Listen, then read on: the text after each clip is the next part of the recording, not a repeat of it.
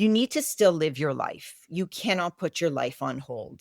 And if you are, and you're really, really suffering, and you know you're suffering, either with the ruminations and the worries, or the feeling down and mood and sad and crying, or sometimes it comes out physically. I have constant headaches. I have heart palpitations. I feel like I can't breathe. Sometimes it ends up in a panic attack. So you know yourself, you know your baseline. And if you are feeling significantly worse than your baseline for a consistent amount of time, that's when you need to seek help. The other thing I'm going to say, it's very hard to find a psychiatrist. Listen, we're very fortunate at BRIA. We have 3 psychiatrists. And if you want to get help from a perinatal psychiatrist or someone who's familiar with meds, that's when you need to get specialized help. Welcome to my fertility podcast, Superhumans. A space for honest conversations, expert insights, and stories of resilience. Whether you're just getting started on your fertility journey, facing challenges, or looking to educate yourself, you are in the right place. We are Dr. Mavis Garcia and Dr. Wise, fertility specialists at Markham Fertility Center, located in Markham, Ontario, Canada. Think of us as your biggest cheerleaders. Let's demystify the world of fertility together. Welcome back, Superhumans. It's another Tuesday, and on today's episode, we have with us Dr. Bev Young, who is the co-founder of BRIA, a one-stop shop for women's mental health care. Bev is a psychiatrist with over 25 years of experience, specializing in women's mental health issues across the reproductive life. Her career has focused specifically on mood and anxiety disorders related to pregnancy and fertility, perinatal loss, and postpartum adjustment disorders before she co-founded BRIA. Dr. Young developed and led 2 of the largest perinatal psychiatrist programs in Ontario and has trained many perinatal psychiatrists across the province. As a leader in her field, she is relentlessly dedicated to improving access to high-quality reproductive psychiatric care. With her new virtual clinic, BRIA, she hopes to provide access to mental health services to women across Canada. In this episode, she shares her advice for women who are going through fertility challenges as well as the postpartum period. Make sure to check out the show notes for resources on how to get in touch with BRIA. Welcome to my fertility podcast, Dr. Young. We're very excited to have you here with us today to delve into the world of psychiatry and how it relates to fertility and infertility. Can you introduce yourself and share about your role at BRIA? Yes, BRIA is actually one of its kind Canadian virtual only women's mental health clinic, which was started about 3 years ago. And my partner in crime, I call her, Dr. Ariel, and I worked for many years in academia.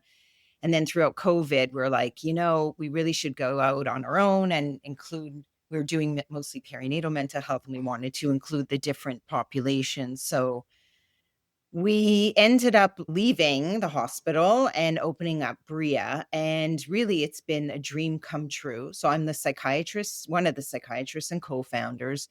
And the interesting thing about BRIA is we've really focused on women's mental health across reproductive life stages. So we see women who are suffering from anything from like PMS, or what we call PMDD, to fertility struggles, perinatal loss, termination, pregnancy, postpartum, and perimenopause, and everything in between. So it's been a labor of love. And the other thing is, even though it's psychiatry led and that's, medical model, we really incorporate all different types of therapists. So we are very fortunate. We have 30 clinicians working with us, most of them therapists who do individual therapy, couples therapy, sex therapy. That's a really big one. We have a dietitian, we have sleep consultants.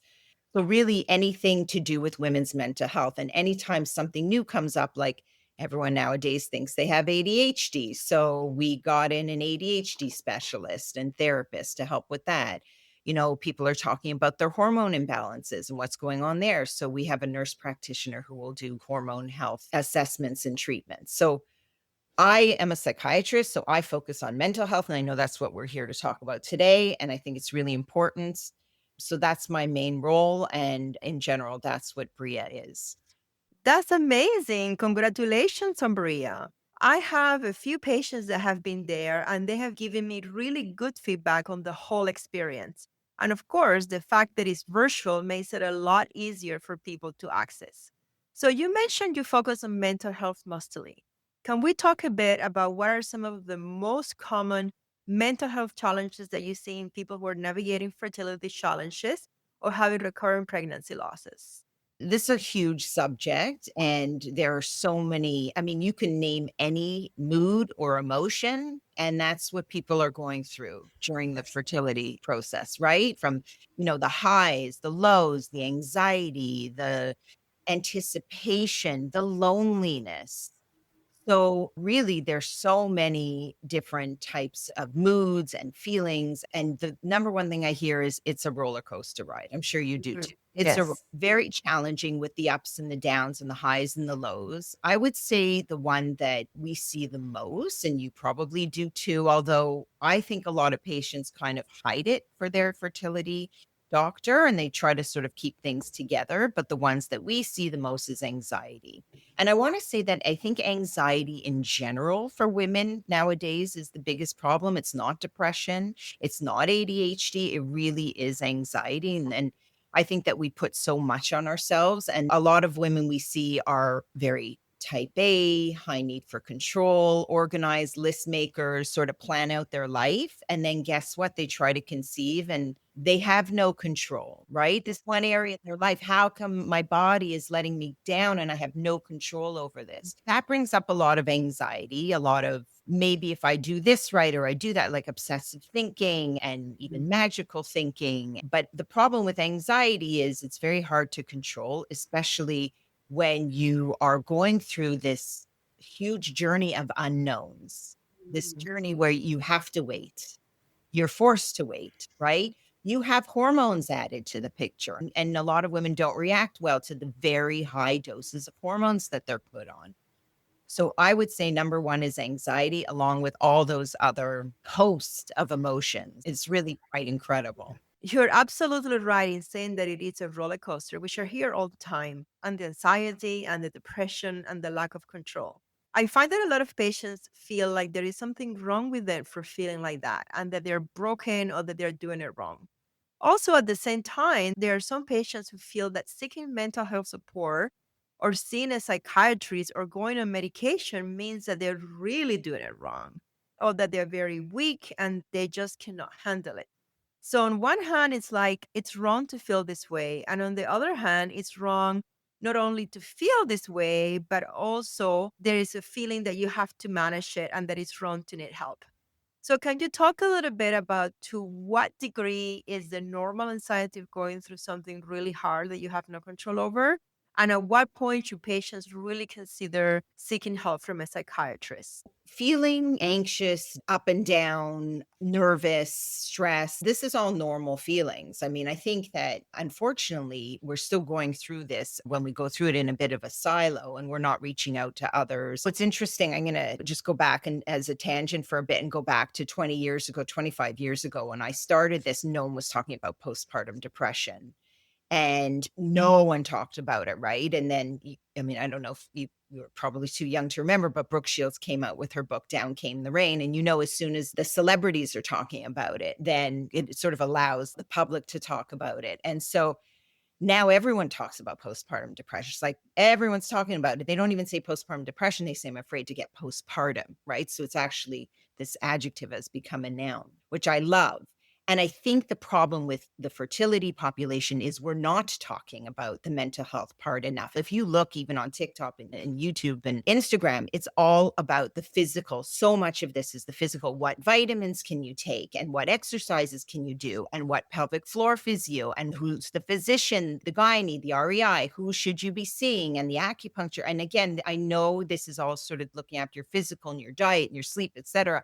But no one's talking about the mental health. And how about getting your mental health prepared for this, right? Because not only do you have to be physically stable, you have to be mentally healthy and at a strong point to be able to then go through this rocky road.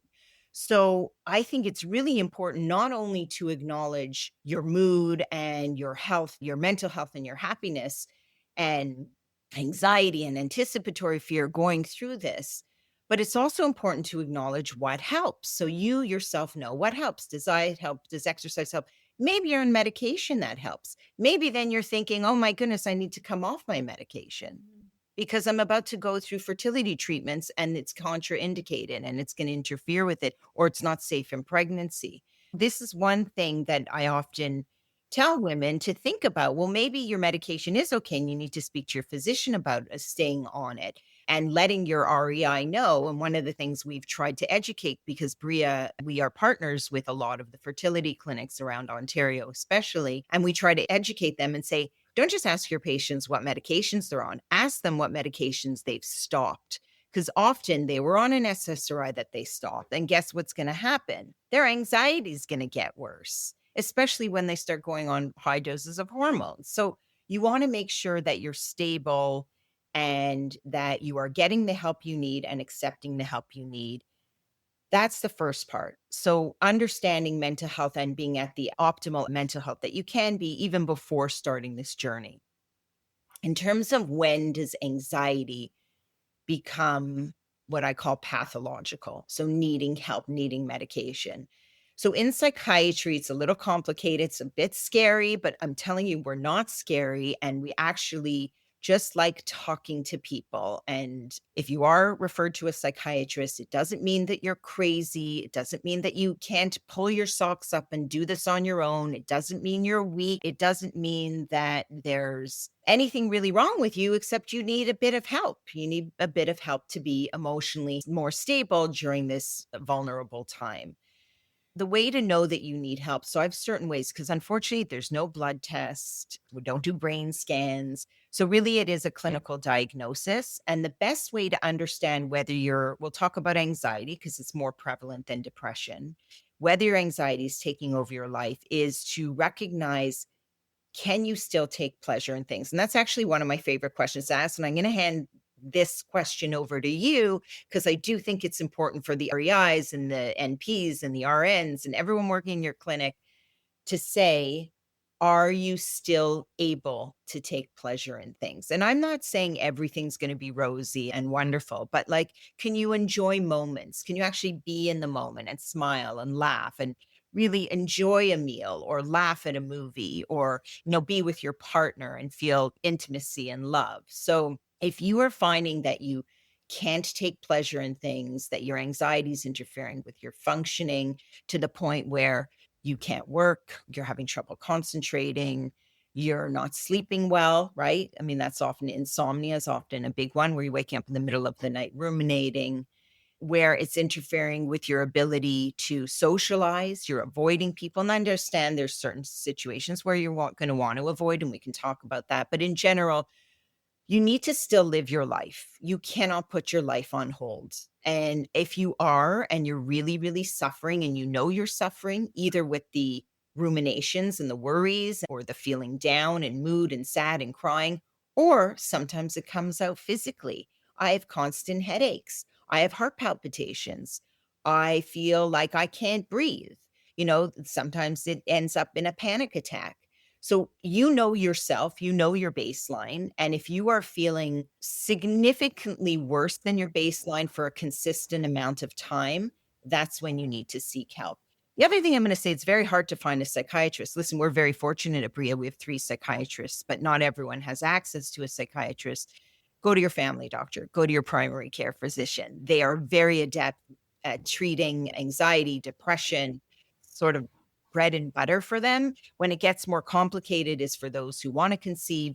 And if you want to get help from a perinatal psychiatrist or someone who's familiar with meds, that's when you need to get specialized help. I think it's really important to point out to listeners how incredibly unique BRIA is as a program, because prior to BRIA coming into existence, there was no kind of specific reproductive life stages, mental health kind of program that was so easily accessible. I mean, there were some that were based in hospitals. And of course, I'm speaking as a physician based in the Greater Toronto area, thinking about Toronto resources. I'm not well versed in other areas of Ontario, but actually bringing such a group together and making it so accessible, because the process to get in to see you guys is actually pretty straightforward. And we're going to talk about that. It really is very, very impressive. And I think it's something that's worth applauding, right? Because this is something that it feels like you brought it to the masses, Yeah. right? You put it behind the multiple layers of hospitals and referrals and all this stuff, and you're bringing it sort of directly to the patients, because the person themselves can access this care, which I think is unique and really, really impressive in terms of the coordination, your ability to do this. I really am so grateful that BRIA exists as a resource for patients, because before BRIA, there really wasn't. Well, there isn't really. There isn't. Yeah. That's why we created it. And truthfully, the comprehensive care, and not just the fact that we look at women from even seeing younger women. So we really see them across their reproductive life stages. When I was in the hospital, it was perinatal only. So if you weren't pregnant, you weren't postpartum, you're not seen. And often hospitals have catchment areas, and we've taken that away with our virtual care. And we found the one thing about psychiatry is, I was joking, say, I don't touch my patients, right? So I can do it from anywhere. It's so great because I can see people all over, really all over Ontario. We're available in Alberta, and some of our therapists are available actually Canada wide. So it really is fantastic comprehensive care, and it's a labor of love. I have to tell you, not something you want to do when you're perimenopausal. Really, it was tough during COVID. It was tough. But I mean, we are so happy that we did it because of that reason, because we're helping so many women, and they really get everything they need from this one place. So it's been great. Listen, I encourage others to do it. I'm always happy when there are other clinics out there who want to do what we do, because women need the help. They need the Yeah. help. And it's Oh, so, there's massive demand. I always say, if you build it, they will come, and they are coming, and we need more to come. And the more to come is about the stigma, right? I think we are aware of it. I think even more of the fertility specialists are talking about it. That's the other thing is I'm speaking now, not just to patients and clients, I'm speaking to the physicians and the caregivers and the healthcare workers as well. You have to be comfortable asking also, right? Like, don't wait till a woman has broken down in your office to crying. Don't wait till she's had a horrible loss and she's been through some awful trauma. Ask from the beginning. How is your mental health? How are you? We ask everyone, normalize it, because you don't want her to be sitting there and getting angry, because anger is also a big part of this, and getting angry at you. And then you say, oh, well, maybe you need to see a psychiatrist. That's not going to go over well, right? Then she's going to think, oh, why? Because I'm crazy. Let's normalize the conversation around mental health. It's okay to feel this way. It's not okay when it starts interfering with your functioning. I'm educating you guys as well, right? To say, let's keep the conversation going. It's very interesting that you said anger, actually, because I think that patients in themselves will recognize anxiety. I think patients will recognize in themselves sadness, maybe even talk about depression. I don't think people recognize anger in themselves. And you're right. It's sometimes we see it, and we meaning, as their care provider or the care provider team see it, but that's a really hard one to talk about or to bring up with patients. Yeah, I love talking about anger. I find it so interesting. And sometimes patients will say, yeah, I'm feeling irritable. Like, I know. And like, I'll say, what does your partner say about, what does your family say about you? Oh, yeah, they say that I'm irritable, or they're walking on eggshells around me. And I'm like, okay, what do you think that means? And it is very hard to understand and explain and recognize anger in oneself in particular. But I always say anger is a secondary emotion. So what's really going on? I use this in life as well. When someone's pissed off with you, to take a step back and say, what are they really upset about? Like, they're taking something out on me. They're in a bad mood, or they're going through something, or is it me, but don't personalize, and especially for the clinicians, right, who are getting the brunt of it, which I understand. I get it. They have a right to be angry. They're not getting Absolutely. For sure. right. Yeah. Their body Sure. is failing them. There's a lot of reasons for anger, but what's really behind the anger? It's sadness. It's, I'm so devastated that I can't do this, that I can't have a child, that my dream is not coming true right now. I'm so anxious that I had this dream of this family and it's not going to happen. And unfortunately, what happens is because you're the messenger or the clinicians working with you are the messengers, it's like, don't kill the messenger, but they're going to try because they're the ones who are giving the bad news. And unfortunately, they're the ones who are going to get the brunt of it. And this is why it's so important and why BRIA actually will go into different fertility clinics and we educate the staff and we say, listen, someone's getting angry. Don't get angry back because that's just going to escalate the situation. You need to find a way to diffuse it. And more than anything, recognize why this person is angry because there's so much going on there. Sometimes it's hard for you to say, okay, I understand you're upset with this. I understand you're angry. Sometimes you don't want to label that. But if there's a way that I'm going to say the woman because the partner as well, but it's often the person who's going through the treatments. If there's a way that she can get help, and this is where therapy comes in, right? To say, okay, wait a second, this isn't anger. Anger is a secondary emotion. Let's figure out what's going on behind this. Then everything sort of calms down. Thinking back sort of on my clinical experience, I actually think maybe we get more anger reactions from the partners. We're talking about a heterosexual couple here. The woman in this scenario, let's say, I think it has to do a lot to do with how we're socialized too, right? In a couple, each person's individual experience of the fertility journey of infertility. And I think that, or at least what I've seen, is that I think historically, women are more socialized to be sad, to be depressed, to be anxious.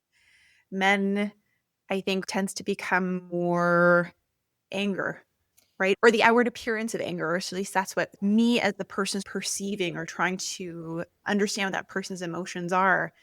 It adds an extra layer of complexity because now you have two people with their complex sets of emotions as well. You're absolutely right. Women tend to internalize. So their emotions are directed inwards. So they become depressed, they get anxious, they feel it inside themselves. Men are externalizers. They get angry, they react, they like to show their emotions on the outside. And so that can be difficult because, men are getting angry. You also have to remember in a lot of these cases, the men feel they're left out. They're left out because it's not happening to their body. They're left out because maybe their partner is not telling them everything. Or on the other hand, crying a lot and being very emotional and anxious. And let's be honest, Right. fertility treatments, the women bear the brunt of the do. everything. They do. They still The do. injections, the blood work, the ultrasound, the poking, the prodding, right? Yeah, and often, well, he's physically not involved and maybe emotionally not involved, so that when something happens that pisses her off and she's angry, and again, might have every right to be angry, he's the one who's gonna show the emotion. Yeah, it's a very interesting dynamic because she's not just your patient, he is as well, right? So let's say, someone is listening, they feel the anger bubbling, they feel the frustration bubbling. What can they do? I love the idea of a safe word. I just think it's so important, especially if you have that type of relationship with your partner. And it kind of makes it a bit funny too. Like anytime I can add humor to something, I always prefer that. Hard to do when you're getting angry and irritable. But if you already know that there's a safe word that you can say, that means I need a timeout. I need a timeout. I'm going to go and take a walk. I can't be with you right now. I need to take a break. That's always best. So like I say, like something like banana or silly, right? Like just banana, banana. And that means I need a break. I just need some time to myself. I actually use this also. I tell my patients to use it when they're in situations that are very uncomfortable for them. So we know, especially for those going through fertility or trying to conceive and they're having difficulty and they're in certain social situations where there's lots of pregnant women or someone's announcing their pregnancy, or there can be a lot of heightened anxiety and sadness, truthfully, and she doesn't want to be there.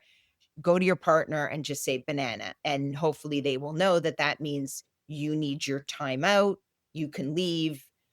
And there's something to be said about taking a break. I always say if you're anxious about something at night, just sleep on it. Just sleep on it. And if you can, let it go till the morning because in the night, especially in the middle of the night, when you're up and you ruminate, you're not going to solve anything at 3 o'clock in the morning. I always say there are no epiphanies at 3 o'clock in the morning, right? Like you gotta just try to get back to sleep. You will feel better in the morning. We tend to be much more emotional at night, and it's just harder to fight against our anxiety. It's harder to counteract it with rational thoughts. So if there's any way to kind of let that go, take a break, leave it to the morning, leave it till you've had some rest. That's the same thing with being angry. The other thing is, I think it's really important to remember you're going to get angry and take things out on the person you love the most. And I think it's important for your partner to recognize that and understand that I'm not treating you like a punching bag because I hate you. It's the opposite. I love you. I love you more than anyone. And I know you won't leave me. I hope you won't leave me because we're having an argument, because that's what relationships are. So you need to be that rock for me. And again, it's always good to have this conversation before the fact. You need to be that rock for me so that when I do get angry or upset, and remember, this anger is not about anger. It's about sadness. It's about anxiety. It's about me not getting what I want and how hard this is. I need you to be there for me in that way. And I'm going to apologize after, and do apologize after, because you want to feel better about it. But we need to get through this because it is going to happen. And I think anger is healthy, right? Like, why do you want to keep it all in? It's hard to keep it all in, but be angry in a healthy, productive way. We've talked a lot about the fertility journey or infertility. What about the after part? We see patients, they're pregnant, we follow them through the first trimester. They have their little graduation, usually that 12-week prenatal appointment, and they kind of go off into the sunset. Very often we get baby pictures, which we love. But what about mental health after the pregnancy in these patients who've had, let's say, fertility struggles, or who have had maybe a more difficult road getting to that point? It's interesting because people often say, I just want to get pregnant. They don't even say that, right? It's, it's each stage, right? It's not even, I just want to get pregnant. It's then, I just want to get to make sure it's a viable pregnancy. I want to get to the 12-week ultrasound. I want to get to the anatomical ultrasound. I want to make sure the NIPT is okay. I want to make sure that the baby's okay. Now I want to make sure that the fetus is viable. So, okay, I'm past 24, 25 weeks. That's okay. Oh no, now I want to get to 31. There's never a relaxing time in pregnancy after you've conceived through fertility treatments, right? You're always on edge. Oh, I'm only going to be happy once I have a live baby in my arms. Well, guess what? That's when the worries really start, right? That's when you have a live baby that you have to take care of.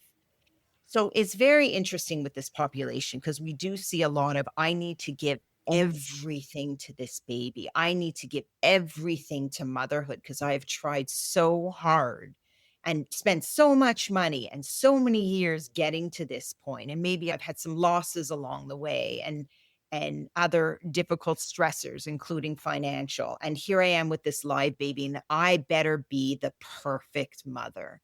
And guess what? There's no such thing as the perfect mother.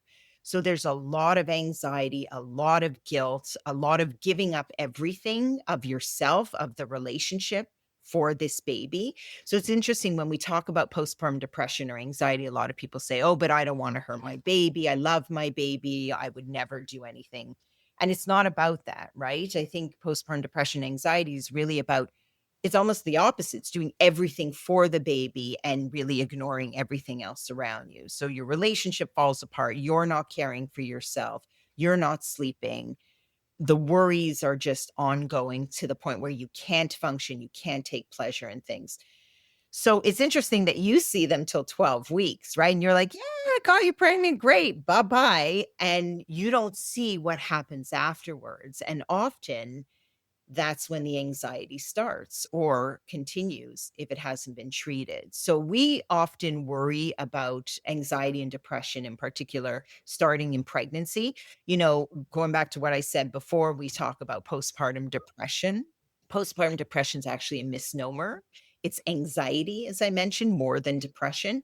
And it doesn't start postpartum. It starts in pregnancy. So it's really important that we're not just holding our breath to see if we get postpartum, as people call it, but you're looking at your mood and you're being introspective and you're really trying to gauge where you're at throughout pregnancy. So we see a lot of women who've been through fertility treatments. They hold it together, and maybe even they've gone off the medication, the antidepressant they were on before, and then they come and see us and they're pregnant. They're like, I should be so happy right now, and I'm just so anxious about everything. So it starts during the fertility process, continues in pregnancy. And then, of course, the highest risk is still postpartum, not just because you have a live baby to look after and you're basically 100% responsible for that being, but also you're dealing with the lack of sleep, you're dealing with the hormones that are plummeting, you're dealing with the different dynamics between you and your own mother, between you and your partner, between other relationships and how you feel in the world. You're no longer a working woman, now you're a mother. What does that even mean? I've never liked being a stay-at-home person. Now I'm home all the time looking after a baby, and I've never done this before. So there's lots of reasons why that happens, and it really is a continuum. And we are happy to see anyone at any stage of this process. But obviously, if we can prevent it from happening, that's the ideal. So really like to see women right from the start, which is interesting, right? Because when we're in the hospital setting, we're only seeing them once they were pregnant. So no, we want to see them when they're going through the struggles of fertility. We want to see them after they've had a loss, after they've had multiple miscarriages, after they've had a breakup in their partnership, even those who are thinking of freezing their eggs, right? We want to see them if they're not doing well during this time in their life. Maybe they've come off their medication because they think that it's going to interfere with the egg freezing process. We really try to see more women preventatively because it just helps down the road. Obviously, we want to help prevent any worsening of their mood and anxiety further down the road. Well, absolutely. And I find that you're right that there is a lot more conversation about postpartum depression and anxiety now than there has ever been before. However, it's still through social media, I think there is still this expectation that you're going to have a baby and you're going to be the happiest person in the world, especially for people that have been going through fertility, that have been wanting this baby for such a long time. And I remember going through that personally. I am in this field. I went through a fertility journey. I was an obstetrician. And I remember that I spent my entire pregnancy being anxious and looking at Instagram and all the cute baby things and thinking that the moment that this baby would finally be in my arms, the sky was going to open up and there would be rainbows and sunshines and I was going to sail into happiness forever. Of course, the reality is not like that at all. There was the sleeping issues, and then I realized that I like going to work and talking to adults and solving problems. And it's interesting when you have a baby, there's this new identity. There's a part of you who dies, and there's another part of you that is born. And the process of creating that new identity can take time. It can be a bit painful at times as well. And you know what? Looking back, I wish I knew that the anxiety doesn't end with the birth of the baby. As a matter of fact, it can actually get quite worse. And the guilt, oh my God, the guilt quadruples after that. So let's talk a little bit more about guilt. We talked about anger, we talked about depression, we talked about anxiety. Guilt is another emotion that I'm sure you hear all the time. It is very common in the fertility world, pregnancy and postpartum. That's a great question. Guilt is very, very common and can be normal, and it's a very normal emotion. And I also think it needs to be acknowledged because I'm all about acknowledging your feelings. I used to say that motherhood equals guilt and it starts in pregnancy. And now seeing more patients going through the fertility struggle, I say motherhood equals guilt and it starts when you try to conceive. And as for some reason, also, it's always put on the woman. Like, what's up with that, right? Like, why is it always up to us and we're not getting pregnant? It's our fault.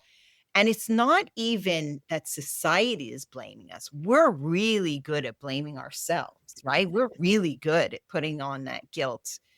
So, what do we do about guilt? I mean, again, normal emotion, but also kind of not really helpful, right? Like learn from what you've done. Like, let's say I don't know, like even something silly, like you went out and you got hammered drunk one night and you're throwing up the next day. You're going to feel guilty about what you did. It was wrong. I can't get up. I can't be there for my partner. I can't work. I feel so guilty. You know what? Learn from that and try to do things differently and behave differently next time. I always say things like regret is a useless emotion because you can't go back in the past. And I understand there's so many things to be regretful for and to blame yourself for and to feel guilty about, but often it's not helpful. It's normal to feel that way, but it's not helpful. So, in terms of feeling guilty, recognize that you feel guilty about something. I also hope that people are rational, realistic, and practical with what they feel guilty about, if that makes sense. In terms of don't feel guilty for things you don't have control over. Well, how could that have changed even if you did something differently? That situation is totally out of your control. Even feeling guilty about your body not responding to treatments or not being able to conceive. Well, wait a second. How much control do you actually have? And I know that's scary for a lot of women to think I actually don't have control over this. And even though I'm going to change my diet and my exercise and my lifestyle, it might not help. But there are things, number one, to recognize that really are out of your control. So why feel guilty about it? And then the other thing is to move on from the guilt. Okay, I do recognize it, so acknowledge it. I do feel guilty. I feel like I'm not the greatest mother right now. I look at Instagram, and by the way, we do know Instagram is fake, right? I just want to point it out that when you see those gorgeous pictures, I actually feel bad for the moms who try to get the pictures with their babies just so, and that they've been through screaming babies and back craps and like shit all over the place that they've had to clean up and everyone's a mess, but they got that picture perfect for Instagram. So you might feel guilty looking at Instagram, but remember, a lot of Instagram is fake. Focus on the Instagram stories that are more real and heartfelt and not always so rosy. And also recognize that you could feel guilty, but you now have a child to look after and you have a family to look after and you have to look after yourself. So how can you move on from this? I always say, and I know it's such a cliche, but we still use the cliche, put your mask on before putting it on someone else, right? In particular, your baby. And I can't express how important that is to look after yourself. You might feel guilty leaving the baby alone with the baby's dad or your partner. Okay. You might feel guilty about that because you're not there 100% for that child. But when you go out and you have that freedom and you can do whatever you want and like get your haircut, don't ever go to the hairdresser with a baby. That's just not fair to anyone. Go and do it. And you have that freedom and you can breathe and you can get something done. And not only that, but change the guilt. I feel guilty about not being with that baby at home and not being the perfect quote unquote mother. Well, how about the fact that that baby needs to bond with other people? There's so many people that love that baby, and you're interfering with that process because you're always with the child. How about allowing and nurturing and encouraging your partner to look after the baby so they know how to soothe and care for the baby and that it's not always going to be you, which is okay. That's another part of the guilt, learning to let go. It doesn't always have to be you. So have the guilt, that's okay, but move on from it. And again, if you're not moving on from it and you're always feeling guilty and you're always feeling low to the point where you can't even enjoy being with your baby. And I talked about the moments and enjoying the moments to the point where you can't even enjoy the moments you have with your baby. That's a concern. That's when you need to speak to someone, whether it's therapy or it's more than that. And maybe you have a history of anxiety or depression or feeling unwell and you need to see your primary care physician, you need to see a psychiatrist.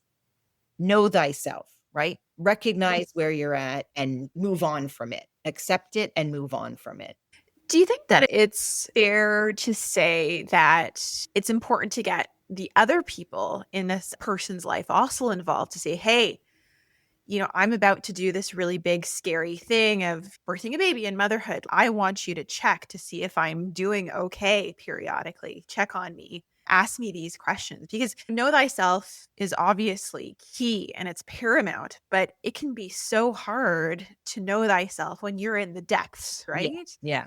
I totally agree with that sentiment. And I'm so happy you brought it up because I see a lot of couples where, and I'm going to say men in general, and I hope no one's going to get too mad at me, but I do talk about the differences between men and women. And I think women are just better at being emotional, better at tolerating emotion, better at being there. So if someone has a female partner, chances are the partner is going to be able to be there and be emotional and just sit in the emotion. Men are not good at that. Men are fixers. Men like to get things done, or even worse, they stand back This is all about you. I'll do whatever you want. You take over. You take the Just reins. make me a list. Make me a list. I've heard you are the commander. I'm the soldier. Just tell me. You know what? When you're going through so many decisions through fertility and the brunt is on you don't want to make any more decisions. You know what I like. Buy me dinner. You know that I like a certain chocolate or ice cream. Get it for me. Don't wait for me to tell you. You see that there's a pile of laundry. Just do it. And then put it away. Yes, and put it away. And put it away. But, men often are not great at this, and unfortunately, you have to tell them. But it is a partnership, and the thing that concerns me the most, truthfully, is when men sort of remove themselves, and they're like, "Just tell me when you want me to get involved." No, that's not okay. You're not a passive observer in this relationship and in this journey. You need to be an active participant. So for the partner to say, "Tell me when your appointments are. I want to know what medications you are on, and I want to know the potential side effects. I want to know what are going to be the worst days through this cycle. What do you think in terms of hormones? How can I help you? Let's make the decisions together. This is about both of us." And then when you have a child, I always tell the partners, say to the mom, "This is my child too. I want to bond with my child. You go. Please go enjoy yourself. Here's a spa day, whatever you want to do. Go out with your friends, go for coffee. I want to be alone with my baby. Don't wait to be asked. Don't wait for her to say, 'I'm exhausted at night. I need you to look after the baby.' Take the reins, make the decisions, and make it happen. And then women won't feel so lonely, right? We talked about the loneliness of this journey and how it tends to be all on the woman. Let's stop this loneliness phenomenon and, guys, take some action and be there. I talk about preventative strategies a lot, and maybe this is a preventative way for this not to happen and not explode in the future by discussing this before the process and the treatments actually begin. I know this is going to be hard for you. Let's discuss it right now, how I can be of help. Do you want me to be at the appointments? Do you want me to help you with the medications? Do you want me to speak to the doctor when you're there, speaking to the doctor? I'm going to try to be at all the ultrasounds. What else do you want me to do? Let's get meals prepared ahead of time. What do you want me to take over in the house that I can do in terms of house? Make the plans ahead of time so then it's not a discussion. And when it becomes a discussion and it becomes an argument in the future, you have the banana rule where you can just leave and get some time alone. And that way everyone understands each other. Don't I make it sound easy? Where were you 12 years ago when I had my first baby? Why are we just meeting today? Unfortunately, I wasn't doing what I'm doing. The goal is to help as many people as we can. So hopefully people will understand that they're not alone. Even by you, Dr. Garcia, talking about your experience, it's so important because people feel they know they're not alone. So many people are going through this. It's very rarely so easy. Snap your fingers and you get pregnant. It is a difficult journey, especially when you're spending so much time and money and effort and hormones and intrusive, often difficult procedures. I think we have to talk about it more, right? Because then people will feel less alone when they go through it as well. Yeah, and I have to say, I am going to call myself a veteran mom now because my kids are 12 and 8. And when they were little, I was a practicing physician and I had to go to work really early. I did not have 1 year maternity leave. So I had to rely on help from my mom, my mother in law, aunts, and all the things. And of course, I always had this guilt like, are my children going to know who their mother is? And I wasn't able to take them to school and pick them up and do their lunches and do all the little things. I was still able to be there, of course, for all the events, the parties, lots of hugs and kisses and snuggles, but not the day to day of making the lunches and preparing the backpacks and taking them to school and dropping them off and things like that. But now that they're older, I have to say, for anybody who's listening and worry about that, I think my children are very well adjusted. We're very close. They know to come to me for the big things. And one thing that was a side effect of that, which I didn't realize, is that when I actually have to go to work, when I have to go to a conference, they really don't have any meltdowns. They're very well attached to other caregivers. And that means that when I have to leave, they don't have this sense of abandonment from being with the one parent all the time. So it made for a very good transition anytime I needed to go away, or even like, God forbid, when I was able to escape along with my husband for a little mini vacation. So I think it's important for children to have attachment to a whole community of caregivers. Yes, mom and dad are always going to be there for me, but there is all of these people that I can count on that love me as well. And when mom and dad have to leave, then they're not alone or scared because they know they can count on everybody else.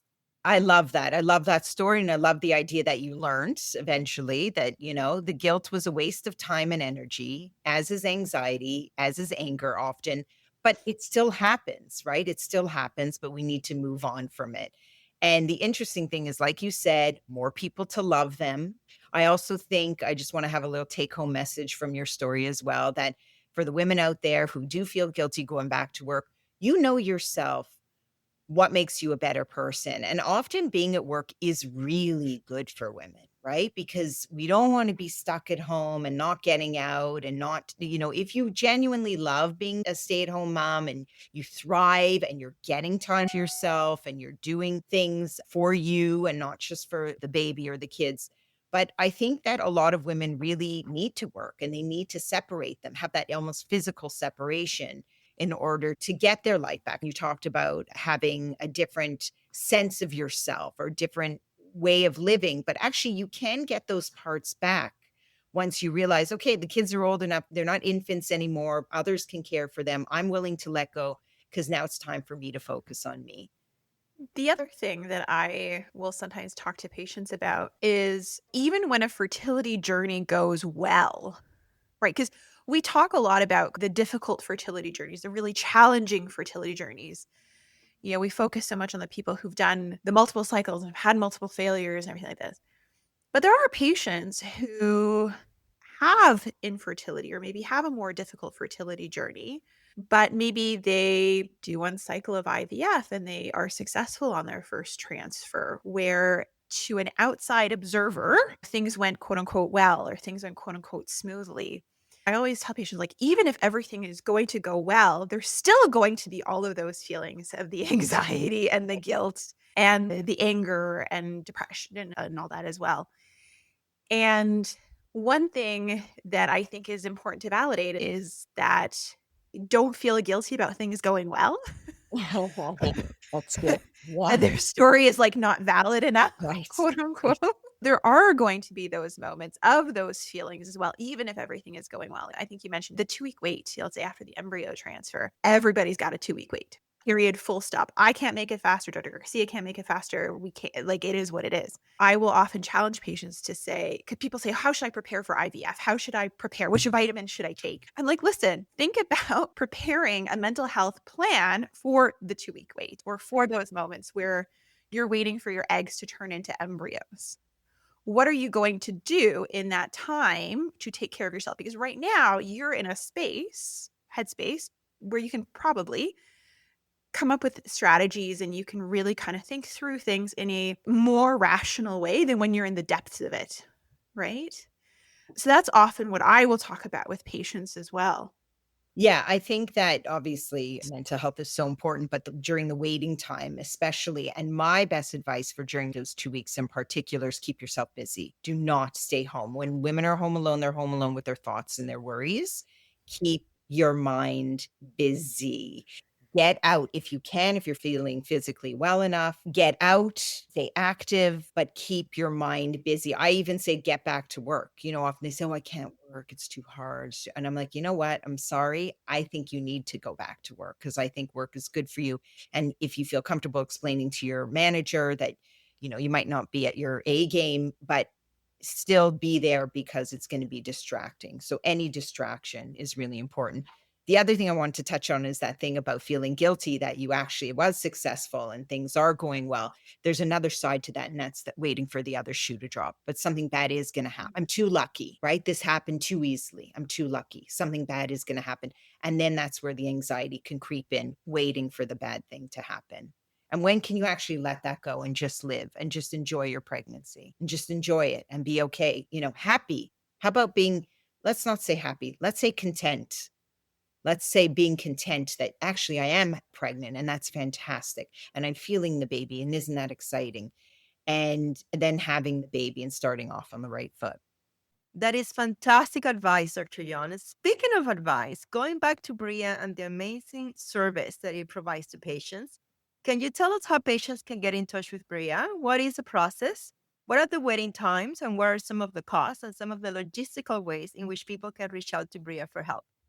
So the best thing to do if anyone has questions about our services and costs and the populations that we see is to go to our website. It's betterbria.com. So www.betterbria.com. Please also follow us on Instagram at BRIA, BRIA.health. So you can get all our information there. And on our website, you can book a free call and you can speak to one of our incredible care coordinators, and they'll explain to you the costs and the services and the breadth of offerings that we have at BRIA. We have no wait list. I mean, that's been the most incredible thing for us. Try finding a psychiatrist anywhere in Canada that you don't have to wait for. There's no direct to psychiatry, though. We do ask that patients check their insurance. Often women do have private insurance or their partners do. And so we use a process of a part insurance, part Medicare. Our therapists are mostly covered by insurance. So it's important to check what you have available. And remember, you don't have to come to BRIA just to see a psychiatrist. Most people don't need a psychiatrist. Most people need some sort of individual therapy, couples therapy. We have therapists who specialize in the fertility journey, pregnancy, postpartum, depression, anxiety, as well as I mentioned, the hormone health and ADHD. So the best way is to go on our website. Please do that. And we're always available through book a call or on Instagram. That's amazing. Thank you for sharing that. As we wrap up today's episode, I'm going to ask you one final question here. What is something that you wish every woman, let's say, who's listening right now, knew about her mental health during the fertility process? I think everyone should go in understanding that mental health is as important as their physical health, if not more, because you're going to manipulate your physical health anyway, right? Through helping with the procedures and medications. Do not ignore your mental health.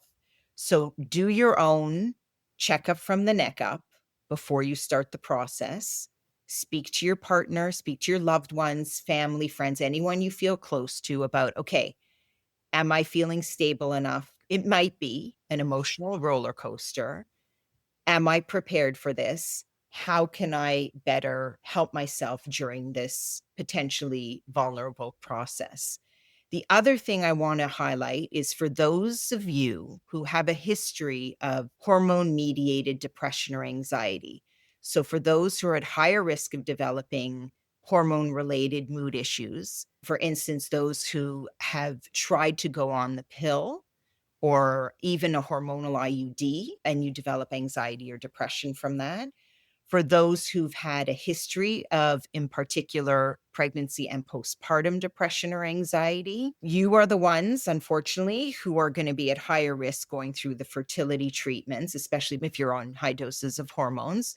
You're at higher risk of developing anxiety and depression.